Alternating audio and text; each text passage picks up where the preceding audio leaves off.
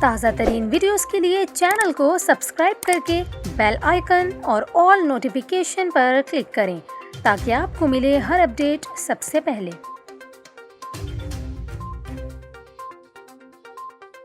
اور ابھی آپ کو تشویشناک خبر دے، رواں ماہ ملک میں گیس بحران شدت اختیار کر سکتا ہے۔ نومبر 19 کے بعد ملک میں گیس کا بڑا بحران یقینی ہو گیا۔ گنور اور ENI 2 LNG کارگوز کی فراہمی سے پیچھے ہٹ گئیں، جس کی سیکریٹری پیٹرولیم کی جانب سے بھی تصدیق کر دی گئی ہے۔ آپ کو بتائیں، ENI پاکستان LNG لمیٹڈ کے ساتھ 15 سالہ مدت کے معاہدے میں ہے، جبکہ گنور بھی 5 سالہ مدت کے معاہدے میں ہے۔ معاہدے کے تحت ڈیفالٹ کی صورت میں PLL ہر LNG کمپنی کو ایک کارگو کے معاہدے کی قیمت کا 30% جرمانہ عائد کر سکتی ہے، اور دونوں کمپنیاں جرمانہ ادا کرنے کے لیے تیار ہیں کیونکہ اسپاٹ مارکیٹ میں منافع بہت زیادہ ہے۔ یہاں پر آپ کو یہ بھی بتائیں، PLL نے زیادہ قیمتوں پر LNG کارگو کی خریداری سے بچنے کے لیے دونوں کمپنیوں کے ساتھ مدتی معاہدے کیے ہیں، لیکن دونوں کمپنیوں نے ایک ایسے وقت میں معاہدوں کو پیچھے چھوڑ دیا اور ڈیفالٹ کر دیا جب اسپاٹ LNG کی قیمتیں $30 سے $35 فی MMBTU پر منڈلا رہی ہیں۔